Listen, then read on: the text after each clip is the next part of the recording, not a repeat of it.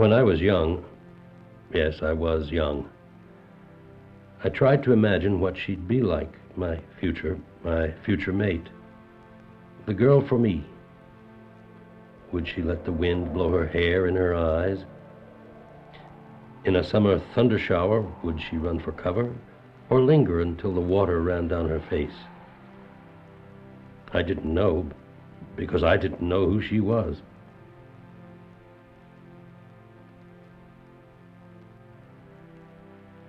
But I still tried to find her. I even gave her a name, Jill, so that in my own mind I would have something to call her. When the horses came to town, I went to the stable where the sick ones were kept, hoping that Jill would be there to keep them company.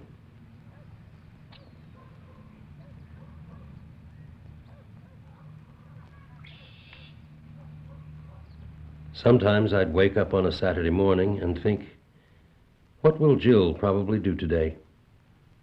Well, I bet on a day like this she'd go down to Marshall Park for a little roller skating. And I'm sure she'd want to feed the pigeons, because they'd follow her everywhere she went. So I'd head off to the park, stopping along the way at stores that sold various foods that pigeons might like to eat, all the while hoping that I'd see a girl plunking down change for a loaf of white bread or a box of crackers, and meeting the presumed personality outline of one Jill, pigeon lover. I never had any doubt that I'd be able to pick out Jill from among the many people that might be skating that day. When she fed the pigeons, I knew she'd make sure they all got an equal amount. And when she fell down, I was certain she would just lie there laughing for a while, having just as good a time as when she was skating.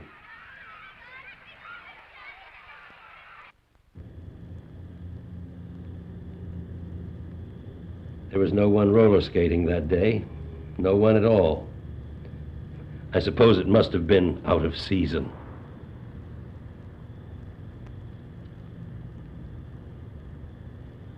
Well, this went on for quite some time, me living my life, and she living hers, so I presumed, and she living...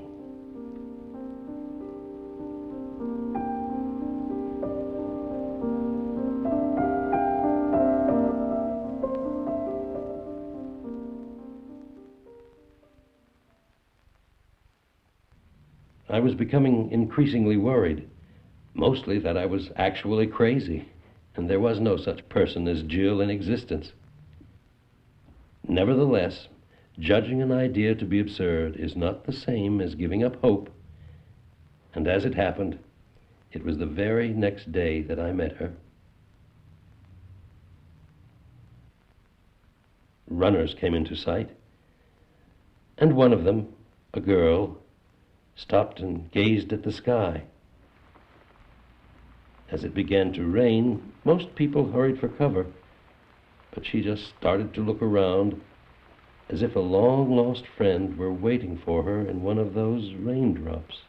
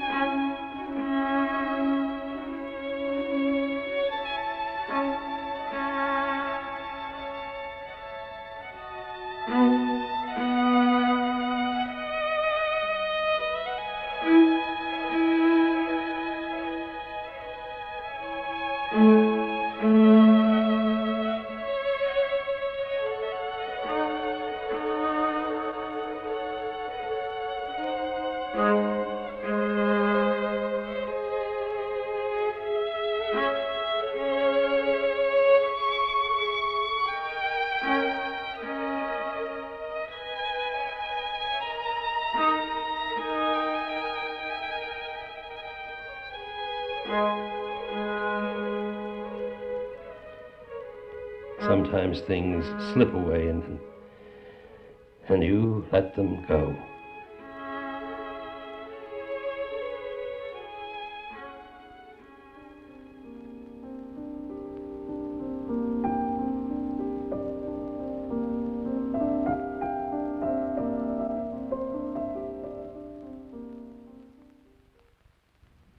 It was on January the 8th that I learned that Jill had cancer. The doctor explained about a tumor in her head and how the treatment had become frequent very quickly, enough that she had to be attended to around the clock. The closest place that could provide this turned out to be a nursing home. I hoped that Jill would want to see me.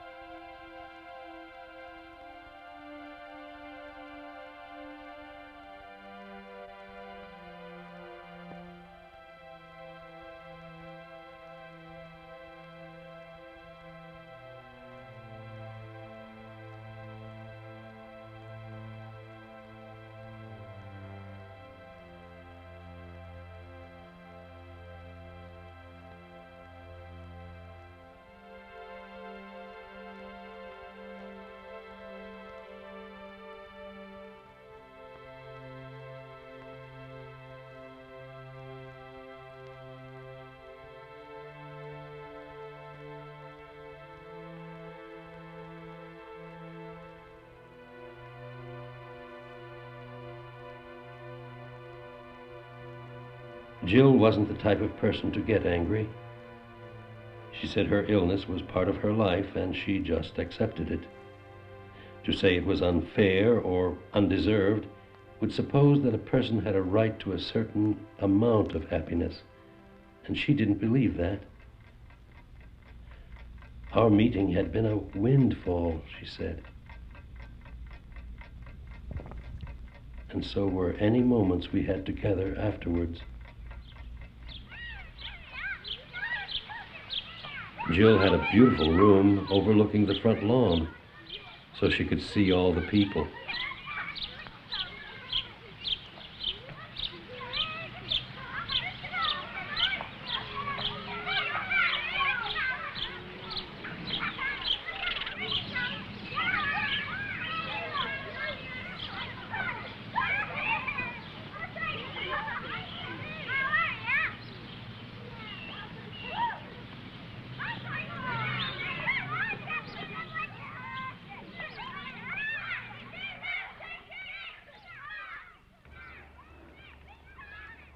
I'm scared.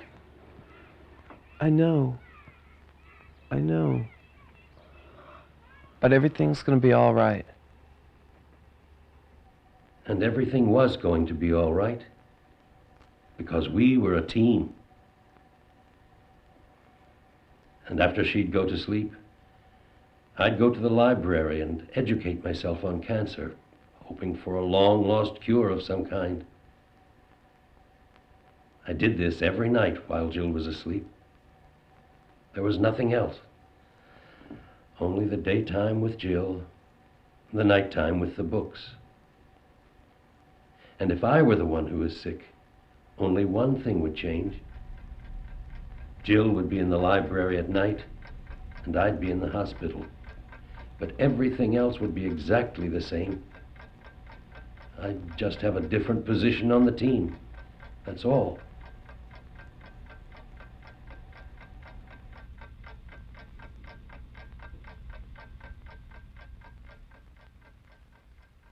Sometimes Jill would surprise me and already be awake when I got to the hospital in the morning. She'd tell me about the newest game she saw being played on the front lawn. Jill loved games. She had this unswerving desire to ignore all the detailed rules and enjoy the fun the game meant to create.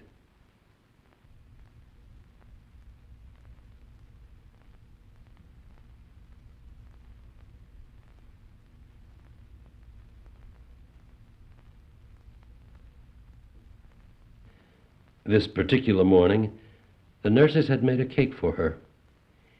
Each candle was for a month that we had known each other. They were all bunched up on one side to leave lots of room for more, she said. She told me about the day we had met, how she had finished the race and wished for the sun to come out.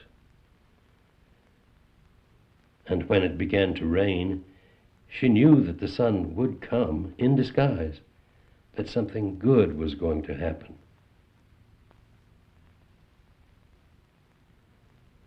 That's when she knew we were going to meet that day.